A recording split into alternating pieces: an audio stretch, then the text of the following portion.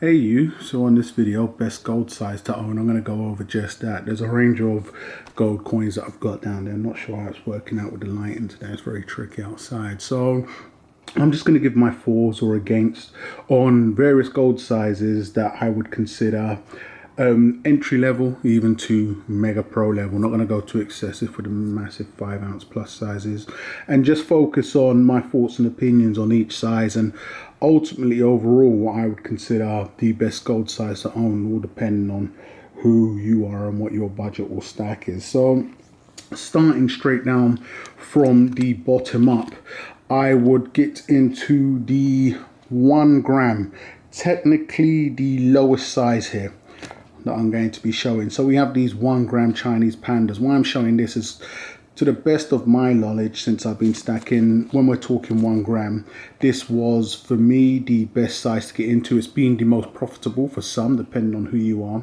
And when you pick this up, yes, there's been many 1 gram coins that have more than likely done more fantastic. But once again, since I've been involved and what I've seen others do well on, and this is this coin here. Now, when we're talking something as small as a 1 gram gold piece, I've mentioned in the past, getting these smaller sizes can be somewhat, underwhelming for an individual, depending on their stack, or, whether you're picking silver over gold. It's not really that video. We're just focusing on the size of the coin and my thoughts and opinions on that.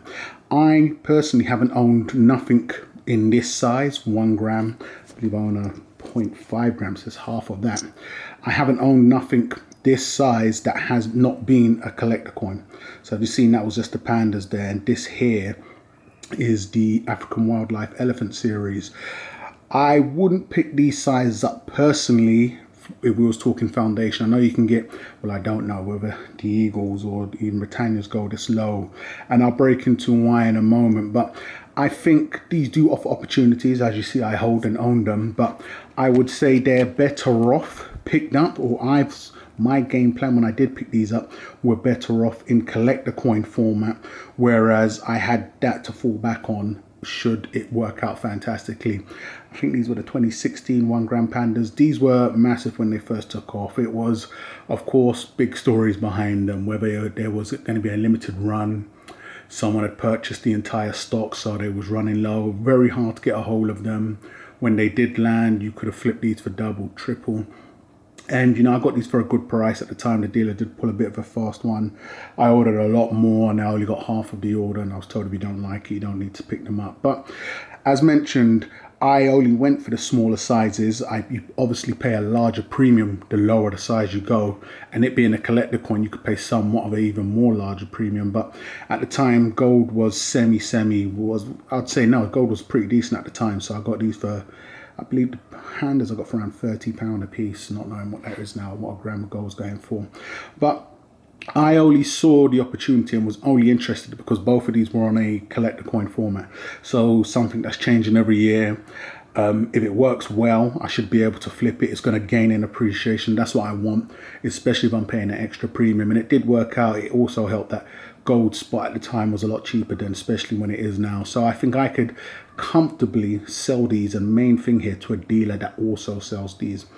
Some dealers, when we're talking smaller gold pieces, can be very iffy. Definitely in the UK, a lot of times they may look at it, depending on the dealer. Once again, if they don't sell them and may not be interested, and they tell you to go elsewhere because they don't really stack that. But if a dealer sells a lot of collector coins or any coins like this, then you shouldn't have a problem. That's why a lot of my more fractional gold has to be with what you're seeing here, but it has to be something that I believed at the time could go on to do great things. These still have a lot in them, but they're not really on my hit list of liquidating, and they've played different roles as the stats gone along. So this is the 1 gram and below. This could appeal to somebody just getting into it. Once again, if you can look past the tiny size, the underwhelmingness, getting gold is getting gold in the end of the day. So, and even in this format here, I believe they still do the pandas in the 1 gram format, and even the elephant. So that extra little premium you could knock off and just charge it to the games, just believing that it's a collector coin, that what it is. And as years and time goes by, you could more than likely capitalize off of that. So that's going to be the 1 gram coins. Could this be for you? Do you pick up 1 gram just off the basis that it's 1 gram and you go for the cheapest 1 gram. Wouldn't be my move personally, but hey, let me know what yours is when it comes to size of the 1 gram and below. So the next is going to be the 1/20th ounce. Now there are other sizes in between. I believe Royal Mint has a 1/50th ounce and the likes of, but once again, I'm just focusing on what I consider would be more realistic on the average Joe going for fractional if they was going to go for it. Here you can see it's a popular lunar coin. They come in many sizes once again, so they're not overly or grossly overpriced. I think this is a good coin to be getting into if you're picking up fractional. Once again, it comes on a very strong mint and series. That's going to be the Perth Mint Lunar series. This coin would sell well worldwide, you know, and it's not on a crazy high premium. So I could see this appealing to somebody that was on a very tight budget, and ultimately the saying is, you know, save up more. But that's easier said than done when you're talking to somebody that's even in a rush, or in the world we live in today, that's just not the mantra. You know, save up and buy it right. People get stuff on credit and people just can't save, and sometimes you may see an opportunity, especially if you're looking at a collector coin piece. So yes, once again, ultimately it all backs up to the ounce. You're paying a lot more. So if this is a 1/20th ounce, by the time you've collected 20 of these coins to represent an ounce, you could have damn near paid, going by dollar standards, 1,700 for an ounce upwards. That's just a rough guesstimate right now. We're talking pound sterling. You could be looking at anywhere from 1,500 plus. And that's just once you touch that ounce status. But is there a plus side to doing that?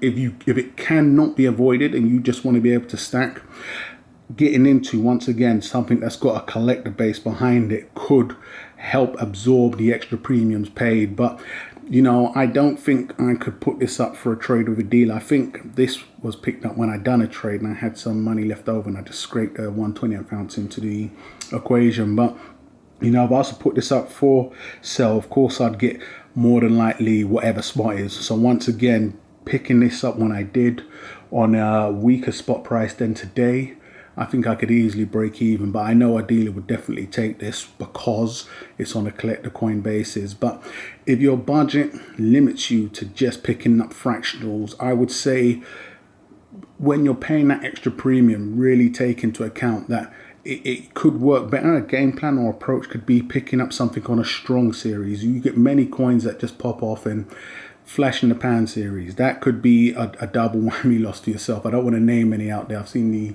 certain ones that do very well when they first drop, but just fall right off the face of the planet when, you know, as time goes by. And if you want to liquidate that, then it's really going to hurt you both ends. So picking up something like this, a 1/20th ounce in a lunar format, I'm not sure what other Perth Mints they do, but just picking the right, even if this was on a stronger animal, I think it could still be serving a bit more. But once again, I only see these, and the only benefit in these is building up your gold reserves if you're on a tight budget.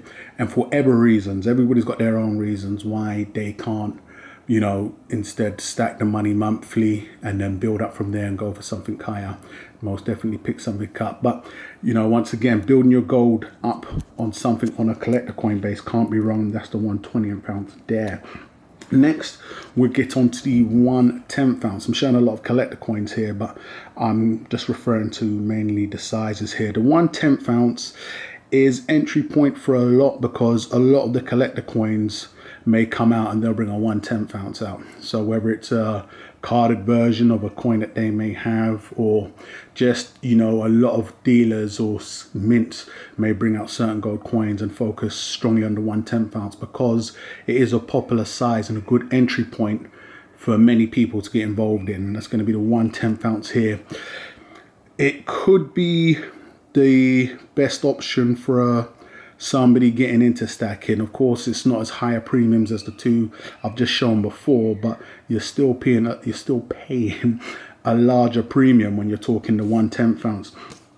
Looking at what format you choose to lock in also is going to play a massive role. For instance, this 1/10th ounce proof coin, a premium was paid for it, but I highly doubt I'll be able to make that premium back. So once again, but the premium paid on the collector piece here, I could most definitely make a very large premium back off. So as you can see, a lot of my fractionals have all been collector coins, but haven't all been the best of buys. This was picked up and I did pay a larger premium at the time it was just one of those things. I wanted this coin, and I paid a little over the odds for it, but it was a very long time ago, so I'm sure with the recent price increase, I'm doing okay. But it's just one of those things. You get many options of the 1/10 ounce because I think industry has labeled it as a better buy.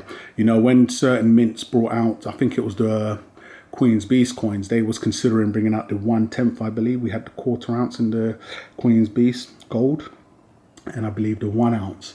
But 1/10 was thrown out there, a dealer was telling me, and everyone thought that would have been the better size because it would have appealed to a larger audience. So that is definitely something that they look at in terms of what's the average person going to be able to afford, and they can pump more out in the long run. But I think 1/10 ounce as the theme here in a good strong collector piece is a great play. 1/10 ounce picking up just to increase your gold count, I don't believe is the best play, because once again, it's not the best size. And I've sat down across dealers and asked this question, and that was, what's the best size? And like I said, you're going to get a different answer from different dealers. So there is no ultimate. A dealer's not told me a 1 ounce is the best. A 1 ounce is the best because you pay less premiums on it. So it's the best for you.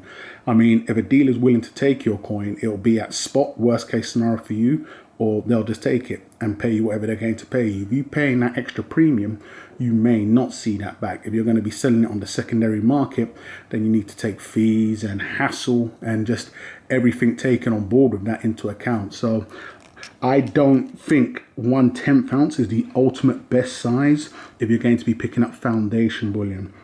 Getting on to next, the 1/4 ounce. So as we can see here, again, with the collector coin piece, here is a size that I think is the sweet spot, because I'll get onto the 1 ounce in a moment, and then we have what we've had already with the 1 gram in the collector coin format, the 1/20th in the collector coin format, and then the 1/10.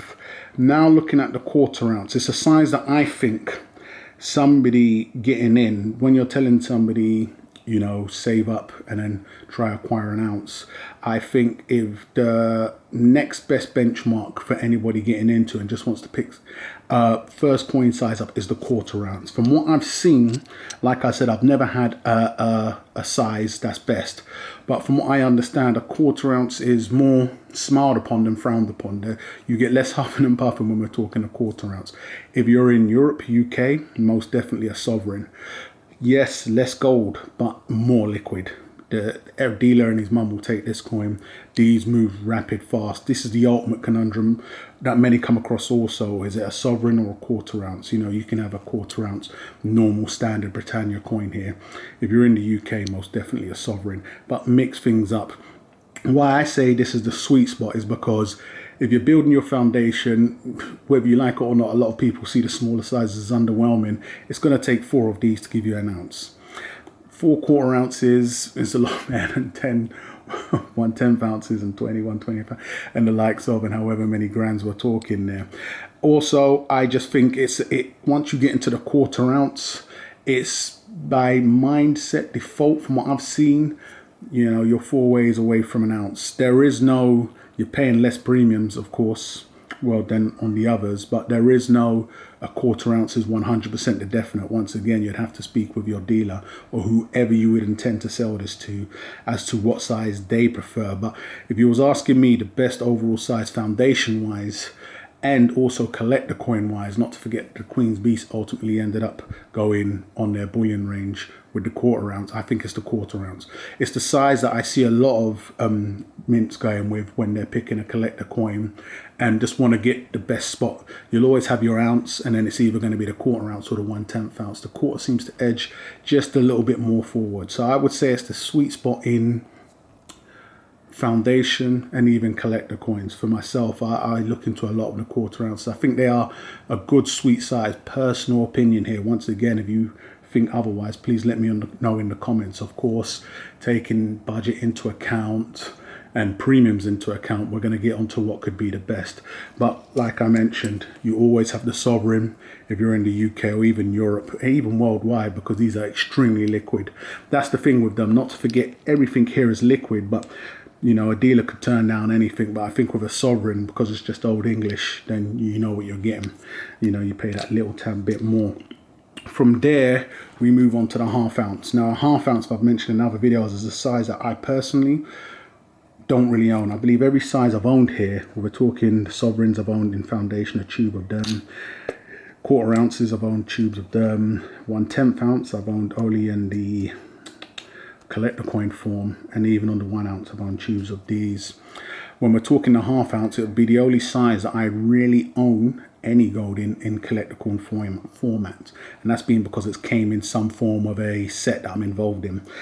I think if you're good enough, personal opinions once again, to be picking up a coin, especially if you're looking at foundation base, then if you can get to half ounce straight off the bat, then there's no reason why you shouldn't go for an ounce. You're in the big boys league now. So, you know, 2 of these make an ounce. Of course, if you're looking at a coin, be it an old coin, a very foreign coin, or any type of foreign coin that standard comes in foundation form, about a half ounce, yes. But if you've got the funds aside and you want to put it straight into a gold size, I wouldn't say leapfrog this, but, you know, wouldn't be my first top pick. But when we're talking collector coins, I don't even know too many coin series that come out directly with just a half ounce option. Majority of the times it's included in some form of a set. To the best of my knowledge, of course there are. So before people start getting ham in the comments, of course there are, but ones that I've seen or involved with come in some form of a set, included either 2, 3, 4, 5 coin set. So that's going to be the half ounce. My thoughts and opinions on this is, unless it's coming in a collector coin format, in some type of a set, foundation wise, I would leap over it and go straight for the Big Daddy, and that's going to be that foundation wise. But once again, it's just my thoughts and opinions. And then ultimately we get to the Big Daddy, the 1 ounce. It's the one that is like the point of reference. You know, 1/10 of an ounce, half an ounce, quarter ounce, it's ounce, ounce, ounce, remember, and here we're looking at the ounce. The big plus to this, as we all know, is that you're paying the least amount of premiums depending on what format you go towards. But ultimately, if you can afford one of these straight off the bat, either from saving up monthly and depending on how your approach and how you see it, and especially if you just want foundation, here's going to be your plus side to that. Once again, dealers, it's just like job done.